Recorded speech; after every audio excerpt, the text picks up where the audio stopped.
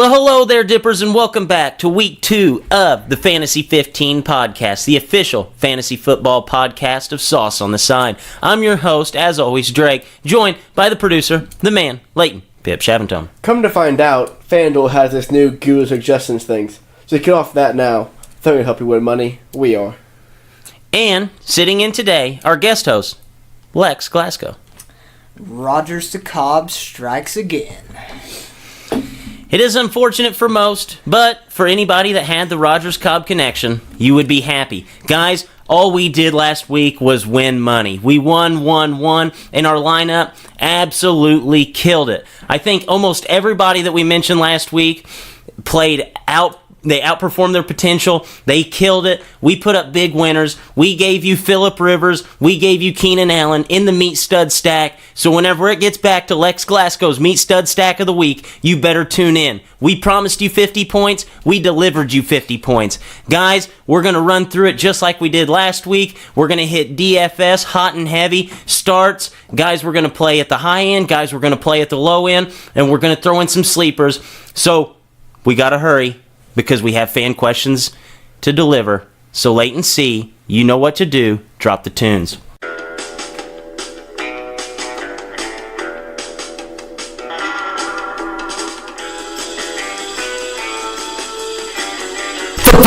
Fantasy 15, a Sauce on the Side production. All right, guys, so we hit the nail on the head last week. We even said that Joe Flacco was going to go out there and shine. If we say Joe Flacco's going to shine and he shines, you got to give us some props. I mean, we hit the quarterback position on the head last week. Let's keep it rolling. Who are the high buys at the QB position? Lex G, start us off.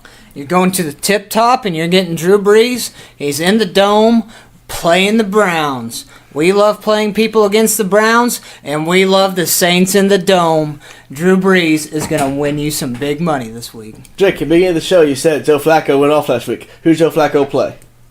He played the Buffalo Bills. This week, Buffalo Bills play Phillip Rivers, who knows to throw 400 yards. He's an automatic lock this week. I don't know if I'm paying for anybody higher. I agree with you guys. I think that there's only two plays that are that high, and I'm going Phillip Rivers, and I'm sticking right on Drew Brees. We're talking about a man in Drew Brees who's done it once. He's thrown for 5,000 yards. He looks like he's going to do it again. I mean, we saw a Big Ben on the road, and a Big Ben on the road alert spoils trouble. That is terrible. Big Ben even went out there, put up 350 on that defense. I know he threw for a bunch of picks. It was terrible weather. Drew Brees in the dome. He's money. You got to start him. He's the obvious start. Play in the chalk. Don't be scared. So we're going to go ahead and get to some of the sleeper. We're going to go to the lower buy QB options. Lex, who's first on the slate for us? We're taking over to Alex Smith.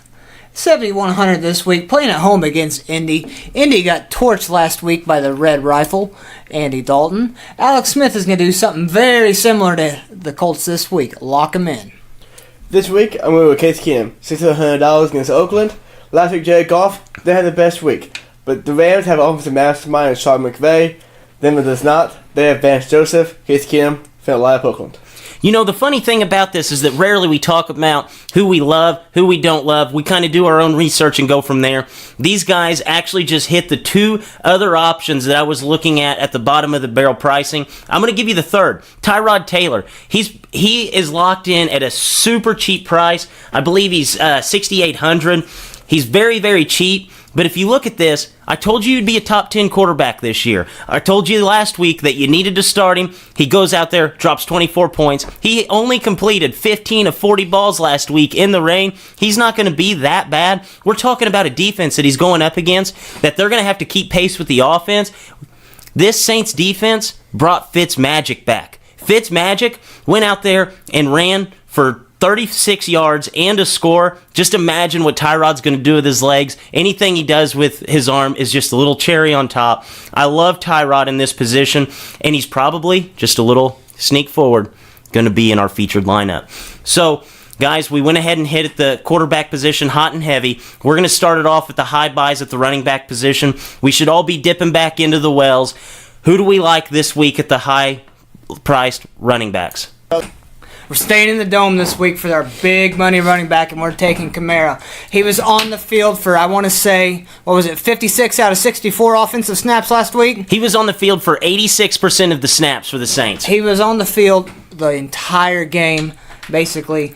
Pencil him in. He's a lock for at least 25 points this week. He's playing the Browns, who gave up a big game to James Conner this week. And if you know anything about fantasy, Alvin Kamara is way better than James Conner. Electric number 1, I'm going number 2. It's Todd Gurley. Going into the season, Lewis Skeptical had a bad year 2 years ago, but Sean McVay is absolute offensive mastermind. Todd Gurley is an automatic lock every week. Lex, I absolutely love the Kamara pick. If you're not playing Kamara in 80% of your FanDuel lineups, you are playing this game incorrectly. We're talking about a guy who took 8 carries last week. 8 carries for 38 points. You don't see that out of a guy unless he's a wide receiver. He's getting all of the goal line carries. He had 8 carries, 2 touchdowns. He's getting all the goal line work. Anytime that it's an important down, he's on the field, he's going to be scoring you points. He took the defense last week for 9 catches, 112 receiving yards. He's a wide receiver. Feel free to stack him with Breeze. I absolutely love this play. And another top price guy that we haven't mentioned, I have to throw him in there because he's a lock. You have to start Melvin Gordon. Melvin Gordon's going to be a lock. I'm not going anywhere other than Kamara, Connor, and Melvin Gordon. Melvin Gordon, just look back at what the Buffalo Bills have done over their past season in one game. They have been terrible against the rush, and Melvin Gordon's going to eat them alive. So, guys, let's look at some cheaper options, some bargain buys. Lex, who do you have? I don't really see why this guy's still priced at $7,000, but James Conner had 36 touches last week. They're going to run his legs off till Le'Veon comes back for the end of the year. And I'm telling you what, James Conner, he can ball. Look for him to come into a big week. I told you that the Steelers want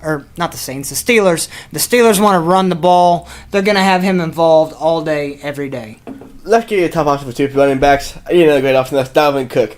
PPR machine. Last week he had 22 touches, including 7 catches, and playing Green Bay, who a little bit worse than San Francisco at defense. Yeah, no, I agree. I love both of these. I'm actually going to talk a little bit about James Conner. So last week, like Lex said, James Conner touched the ball 36 times. Last week, we're looking at Melvin Gordon and Austin Eckler. This same Chiefs defense, Melvin Gordon and Austin Eckler, touched the ball 34 times. So that's less than what James Conner saw the ball last week. They went for 292 yards. So if you know anything about James Conner from last week, he had a ton of yards. But his potential to even get more yards this week is actually higher. I wouldn't be surprised if we see James Conner go out there and get 200 all-purpose yards. The man's a freak. The Steelers are out to prove a point to Le'Veon Bell. They're going to be out there like a high school team. If our best running back's out because he got in trouble, guess what? We're just going to, every time we get close to the goal line, guess who's going to see the ball? It's going to be James Conner. Expect a huge, huge dose of him. If you're not playing Kamara, if you're not playing Melvin Gordon, if you're not playing James Conner, there's something wrong with you. You have to get one of these guys into this flex position because these 3 running backs are going to absolutely explode this week. So, guys, let's get to the wide receiver position. Last week, we went crazy. We went with Melvin Gordon, and we hit a lot with Keenan Allen, and we had a ton of Michael Thomas and Kenny Stills. We hit the jackpot on wide receivers. We killed it on wide receivers, so we got to dip back into the well. We got to do well. Lex, top option, who do you have? I'm going to the very tip top again. We're hitting AB all day. 16 targets last week on the road in the rain. He's playing at home, where Big Ben is always a lock to play at home. You're starting AB all day. I'm going back to the well of Keenan Allen. Football a tough quarterback this week. Keenan Allen, top wide receiver. 11 targets last week, 8 catches, 100 yards and a touchdown. When time came to score points, who did football go to every time? Keenan Allen. Going to Buffalo, not scared. Start Keenan Allen. I absolutely love those picks, but I'm going with DeAndre Hopkins at 8,400. Watson played his worst game since his sophomore year at Clemson when they played Notre Dame. And DeAndre Hopkins still was able to go for 78 yards. This week, he draws Tennessee. Against Tennessee, in his career, he's only played 10 games, but he has over 1,000 receiving yards. So let me repeat that. In his 10 career games against Tennessee, he has over 1,000 receiving yards. And you look at the list of quarterbacks that he's had, none of them are as good as Deshaun Watson. I don't think Deshaun Watson's great, but he's better than Brock Osweiler and Tom Savage. And in these games where he had 10 games for 1,000 yards. He even had one game where he even only went for 6 yards. So that just shows how dominant he's been. The one game was 6 yards with Brock Osweiler. Brock Osweiler's out of town. So expect a huge, huge game. And I will not be surprised if DeAndre Hopkins is the first wide receiver this season to go over 200 yards. So guys, we got the top options covered. Who do we like at the wide receiver for a cheap position? You're looking down 6 to 800. You're locking in Emmanuel Sanders. Case Keenum. Listen to this stat, everybody. Case Keenum has targeted Emmanuel Sanders near 50 times. That dates all the way back to the preseason until the first week of the NFL season. That's 50 times when they're on the field together. If you don't know anything about football, just know 50 and a 5-game sample size. That's 10 times a game. That's more like with the preseason. That's more like 2.5 games. Mm-hmm. And you fast forward or you rewind to last week. The Rams. Every time you looked up, running a deep route with Robert Woods or Brandon Cooks, they had those corners beat in Oakland. Emmanuel Sanders is going to do that all day. He's better than both of them. He's going to do it. My team receiver going cheaper than $6,800. Going $5,400, staying in Buffalo. Mike Williams. Last week, Travis Benjamin and Tyler Williams combined for not one, not two, but 3 dropped touchdown passes. So you did drop touchdown pass last week? Mike Williams. Huge trifecta for Phillip Rivers this week. Gonna go off. Guys, everything that you're putting out, I love. And you guys know that I'm going to be the first one to jump down your throats on this. And you know, if Lex says a pick that Leighton doesn't like, he's going to jump down his throat. So I think we're in unison on all these. And this one's kind of a flyer. I've got Quincy Enunwa. He's $5,000. He is ridiculously cheap. And he's going to be the first guy that we're going to take advantage of the pricing that drops on Sunday and take a look at this guy who played on Monday. So his price was not affected by his performance last week. He saw 10 targets, okay? The Jets only threw the ball 21 times. He had a 48% target share last week, and that's extremely valuable whenever you look at a game where it was a blowout. The Jets are going to throw the ball more. They're going to get up to that 30, 35 throws, or 30, 35 passes in a game, and we're going to see this target share from Enunwa stay pretty consistent. I mean, this is a guy that in his last 17 games has flown under the radar. He's had 6.7 targets per game, so it doesn't matter who's at quarterback. Quincy Enunwa, he's out there, he's getting open, and I think that he's going to have a very, very big game for the Jets. Also, I got to throw this one in here because I'm absolutely in love with the guy, and I'm going to give you Nelson Aguilar. He's $6,100. He's a good price for what he is.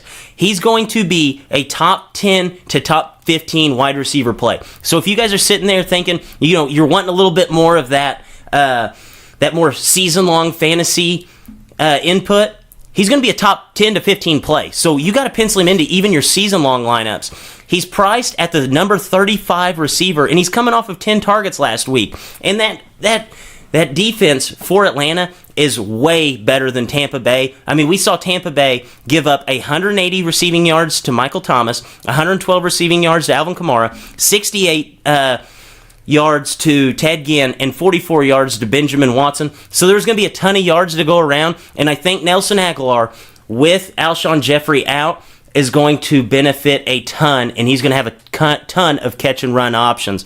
So, guys, tight end, it's a little thin this week. I don't know if we're going to go big or we're going to go high, but, guys, just give me your tight end options because it's so hard at this position to go high and low. We're buying low this week, boys. Jared Cook, $5,000. He was a monster Monday night. He's going to be a monster against this Denver defense, okay? Denver gave up 105 yards to Will Dissly. Do you know who the hell Will Dissly is? Nope. Nobody does. They're going to give up a monster game to Jared Cook. Lock him in. Lex nailed the cheap tight end. Can't get better than that.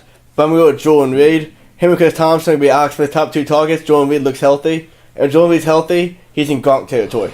Guys, I'm not kidding you. I'm only playing 2 guys this week at the tight end position, and I'm going to go with Jordan Reed, and I'm going to go with Jared Cook. I mean, both these guys are going to be outstanding plays this week. We saw Jared Cook. He's another one of these guys that I talked about that his price was not affected by his performance on Monday night. 12 targets, 9 catches, 180 yards. And, I mean, even if he only has half that, he's still going to hit value. I mean, we're looking at a guy who's priced to where you only need 10 to 12 points for him to hit value. And I love this play. And if you look at the wide receivers there in Oakland, they're bad. They're so bad that they went out and panic signed Martavis Bryant, who they basically just, like, kicked off the planet a week ago. So this, and you know, these wide receivers only got 7 targets between Martavis Bryant and Jordy Nelson. They got 7 combined targets for a reason. They don't get open. Jared Cook is a physical specimen, and he's overlooked. He's a very, very good tight end, and he's a physical beast. And if you look at this Denver defense, the reason why Will Dissly was able to have such a good game is because they're a funnel defense. I mean, you look at the outside, and you have Bradley Roby and Chris Harris on the outside. So those are 2 very, very good cornerbacks. And then the middle of the field's kind of the only place that they're going to be able to look. I expect Derek Carr to be out there hitting him early and often. I expect Jared Cook to he's not going to have the game he had last week. He's not going to have 180 yards. But if he gets that 80 yards and a score, he's going to hit well over value. And he's got to be a guy that you love, especially for what he's priced. So guys, let's go ahead and get to the defense. Where are we looking at defense? I know we don't have Nathan Peterman out there to make our decisions any easier, so we got to kind of do our research this week. Where are we looking? I've got two conclusions for you guys, okay? This breaks back to my logic days in college.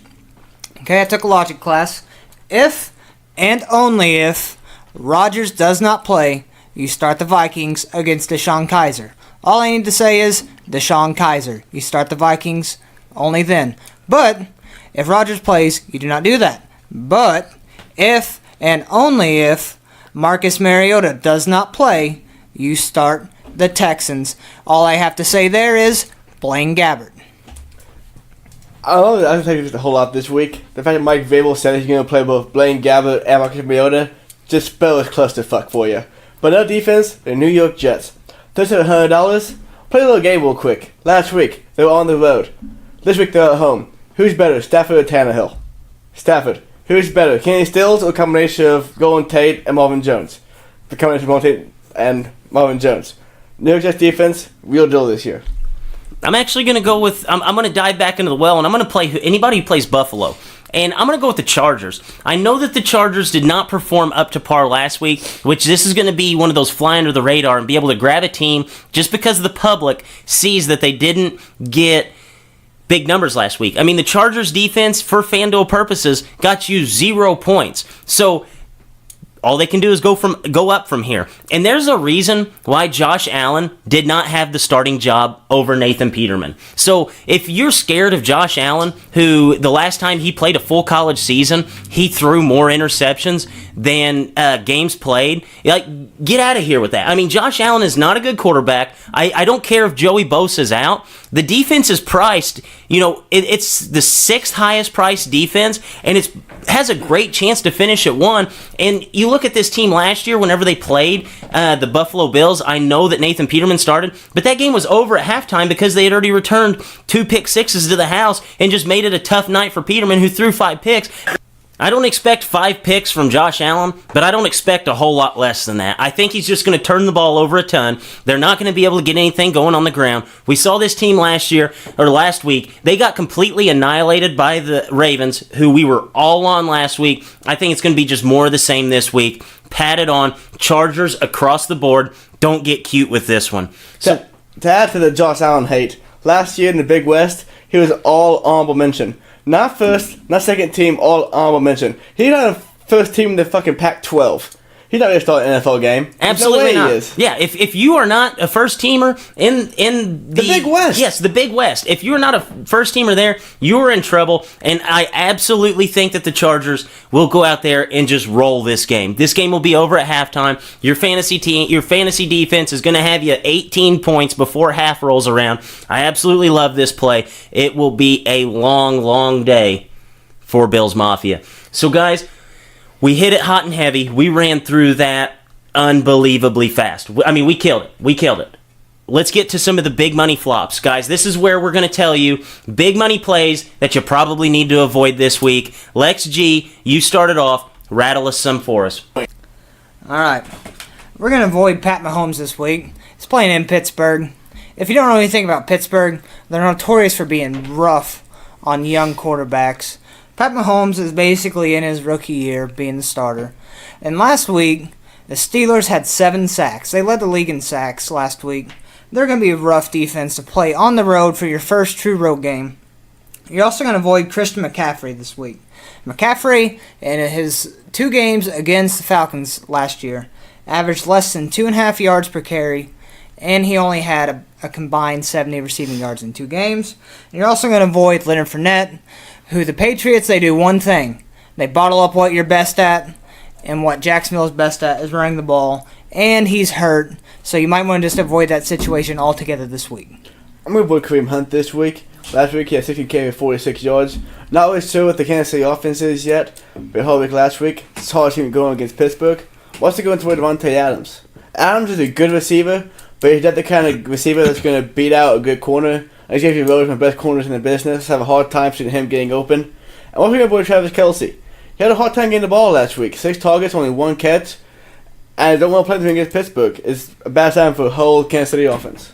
So, guys, mine are actually going to kind of link together with yours. I'm going to start off with one of the highest priced options at quarterback, and that's Tom Brady. I just don't like the matchup against the Jaguars. I know it's kind of obvious, but I wouldn't even tinker with it. I wouldn't try to get cute. You know what the Jags defense is. You know that the last, quarter is kind of an outlier, and that's playoff Tom Brady. Tom Brady usually doesn't get it going until halfway through the season later on, and I'm not going to trust him week 2 where Belichick and the guys really don't care if they win or lose. And I'm also going to go with Gronk. I'm going to stay away from it.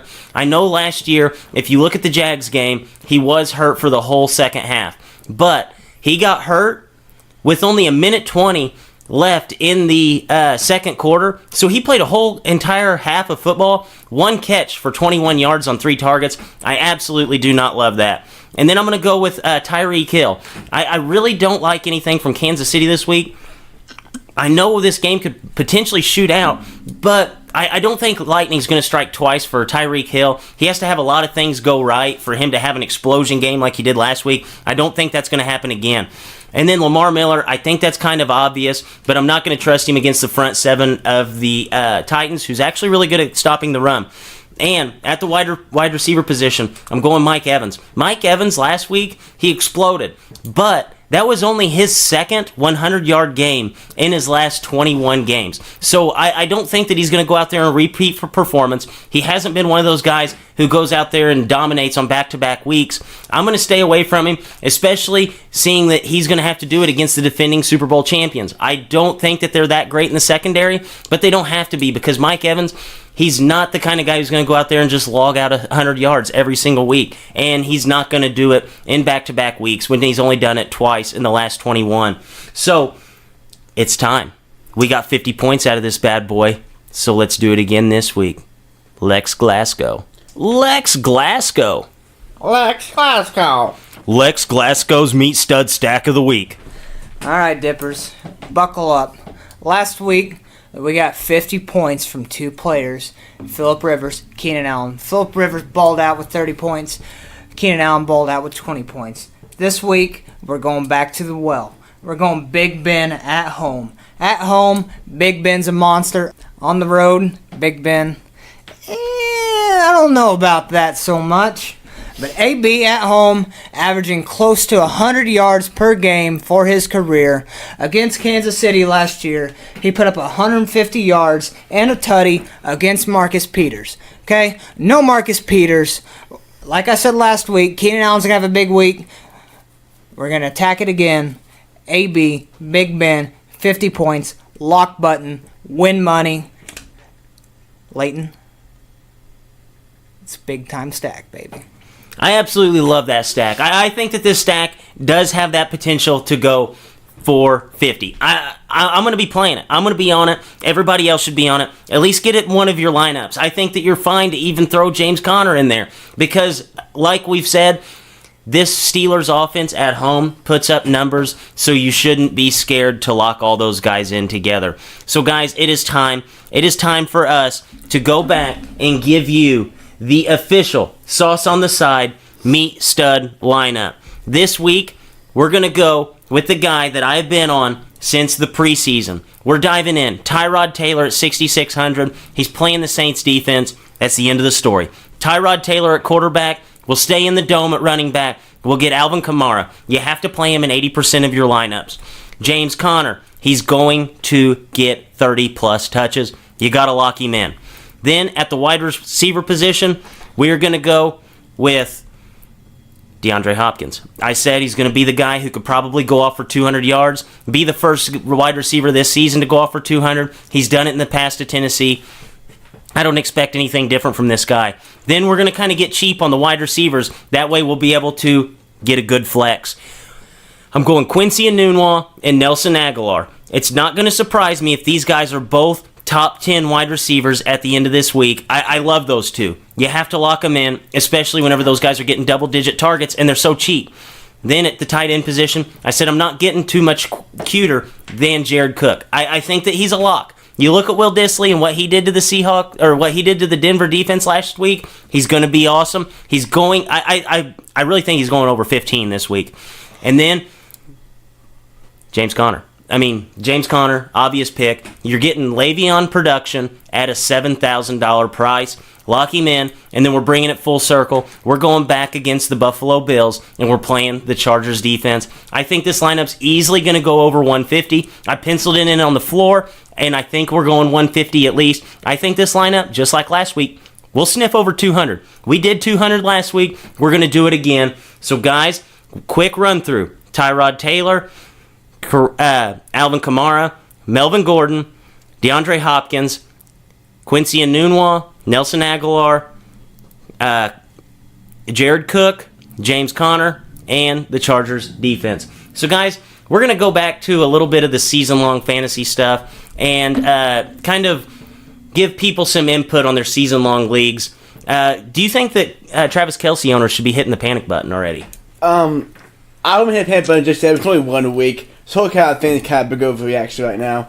But it's really hard trying to figure out what the Kansas City offense is going to be. Okay, Sammy Watkins, he had more targets, more catches than Travis Kelce did. And it comes down to how much Patrick Mahomes feel like he needs to check down. Patrick Mahomes, I think, hates checking down. He had pretty much even check down whatsoever. Yeah, I agree. I don't think that they should, hit the panic button as in, like, this guy's going to finish outside the top 10, but I really think he's going to be outside the top 4. And another guy, Jimmy Graham. We'll stay on tight ends. Are you guys worried about Jimmy Graham's production this season? Lex, you take the floor on this one. You're the Packers guy. I'm not too worried about it. Last week we saw Rodgers get hurt, and what do a lot of guys do when they get hurt? They fall back to what they know. So he went back at Devontae Adams and Randall Cobb, gave them a lion's share of the targets there. I think you just got to let it play out before you hit that panic button. Okay, so we're going to look a little bit into the Tennessee running back situation. I know we touched on it last week. So we had Dion Lewis, and we have Derrick Henry. A lot of people are going on to Dion Lewis now. Dion Lewis obviously had the better fantasy day. Guys, what did we see out of the Tennessee backfield, and where are we leaning right now? Derrick Henry is going to get the carries. If Derrick Henry can get going, like we said last week, he had a 60-yard touchdown brought back by a holding call that's complete bullshit, totally out of the play. And that's something that the average fantasy owner that doesn't watch the Tennessee Titans doesn't realize, that Derrick Henry had a 60-yard touchdown. The holding call was totally out of the play. It had nothing to do with the touchdown run, hardly at all. No way that box linebacker is going to make all the way to Derrick Henry. He didn't get line share of the carries. Dion Lewis is a small running back. He tore his ACL before. They're not going to give him 1,000 carries between tackles because it's injury risk. And it's a waste of time. They signed the guy to catch passes out of the backfield, and that's what he's going to do best. Yes, I look at it a lot like Alvin Kamara and Mark Ingram. Like, we saw Mark Ingram not even play this week, and did they just force-feed handoffs to Kamara? No, he only got 8 carries. They had 29 rushing yards total. Yeah, so I think that's something that both backs are viable. Lex, let's hear your opinion on it. I think we saw what they were last week, minus the Henry getting called back. Henry's going to tote the rock. Dion Lewis, he plays that perfect role for that second guy to come in and spell your stud running back. leave Derrick Henry in your lineup. He's gonna bust out. It's just a matter of time. Just be patient. A lot of fantasy, gotta be patient. Let these guys find their role. He's a first-year starter. Dion Lewis is not that much of a threat to what Derrick Henry does. I absolutely agree. So another situation that kind of got cute with us last week. We saw Royce Freeman and we saw Philip Lindsay, who basically came out of left field. A lot of people were saying, Royce Freeman may be in a timeshare, but they didn't expect it out of Philip Lindsay. They expected it from Devontae Booker. Out of these two running backs, who are you leaning towards more to be, the feature back? And I know that our answer is probably going to be Royce Freeman here, but are you guys worried that Philip Lindsay ended up getting 15 carries, had the same exact amount of yards as Royce Freeman? I am worried about this, actually. I don't think Lindsay will match him carry for carry every week, but I do think he will have enough part of the offense in the passing game, especially, to affect Royce Freeman's value, especially where he was drafted at. But I do think they can both be viable options. I actually am worried about Royce Freeman. Anytime you got another running back sneaking in, that's a rookie too. That tells you that the Broncos like this guy. If they like him enough to play him ahead of the guy that they thought was going to be their featured back, you need to be worried a little bit. Stay away from Royce Freeman. Find you a different option for now.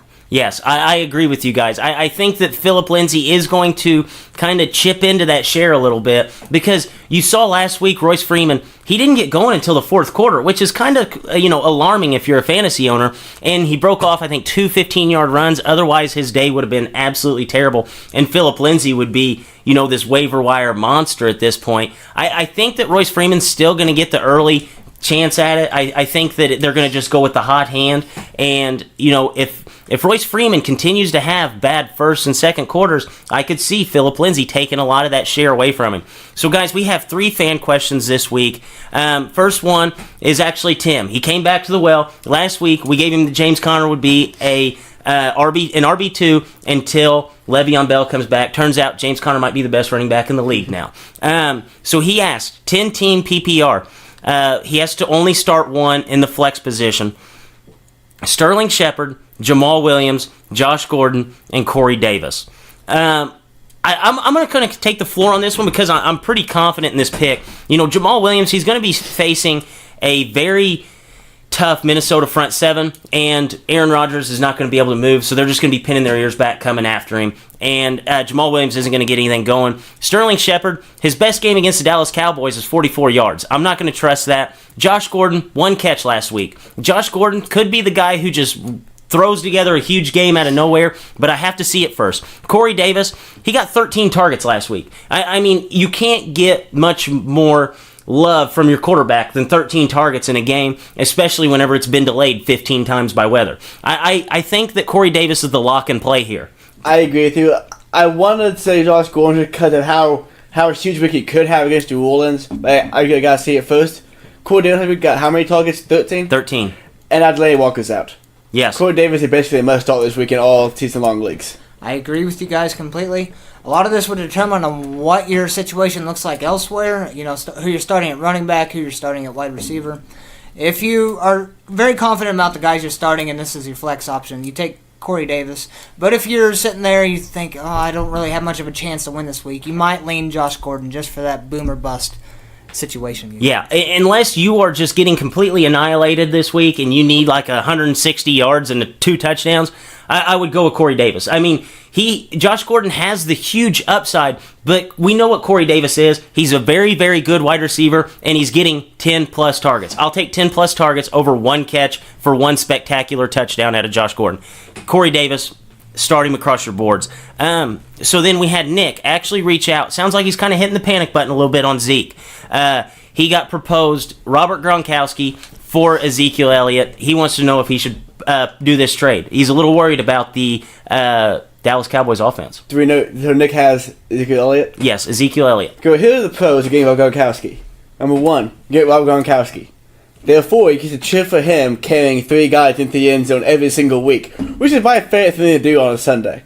But the con, you lose a guaranteed RB1. He had a rough week 1. Skills got a touchdown and 68-something yards. You just can't trade a number 1 running back for a tight end. See, I don't think you take that trade at all. You don't panic with Zeke. He led the league in yards a couple years ago. He's going to tote the rock 20 yards a game. The Cowboys, Jason Garrett. I think it's time for Jason Garrett to go. He needs to get out of there. Gronk, you don't know if he's going to play all 16 games. Zeke, you know he's going to be out there every week. He's going to be healthy. Yeah, I'm going to make it short and sweet. Zeke. I mean, you have to stick with Zeke. You saw him have a little bit of a bump in the road last year early on against the Broncos. I think this week 1 was his bad week. So he got it out of the way already.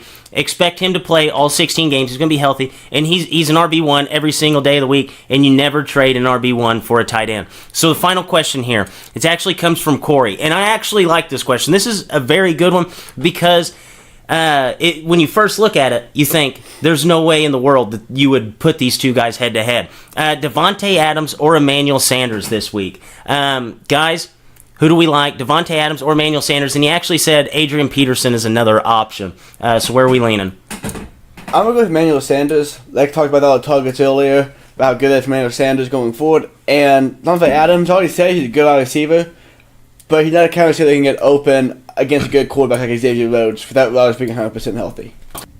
Depends how if Rodgers playing this week. It's hard to sit Rodgers' top wide receiver target, but I'd lean more towards Emmanuel Sanders just off the fact that Case Keenum cannot take his eyes off of him. Yeah, I agree with you. If a guy's going to get force-fed like Emmanuel Sanders is going to get, I basically look at Emmanuel Sanders this year as Adam Thielen with more touchdown upside. I mean, Emmanuel Sanders last week, I know that the Seahawks defense is completely emaciated from last year, but he still he had 11 targets, 10 catches. That's phenomenal. I mean, if you are catching the ball at over a 90% clip, that is phenomenal numbers. And then you look at 135 yards and a touchdown. I really like Emmanuel Sanders this week, in the fact that Xavier Rhodes is probably going to get a lot of Devontae Adams, and I don't like that. I don't like anybody that's going to get the lion's share of Xavier Rhodes. I would be leaning towards Emmanuel Sanders this week. I absolutely love the Emmanuel Sanders play. So, guys, anything else before we wrap this show up? Well, Dippers, thank you for all the questions. Keep them coming in. We keep bringing the call fantasy facts every week. Come back next week for some more. And on that note, for Drake, for Lex, and Leighton, Dippers, as always, stay saucy.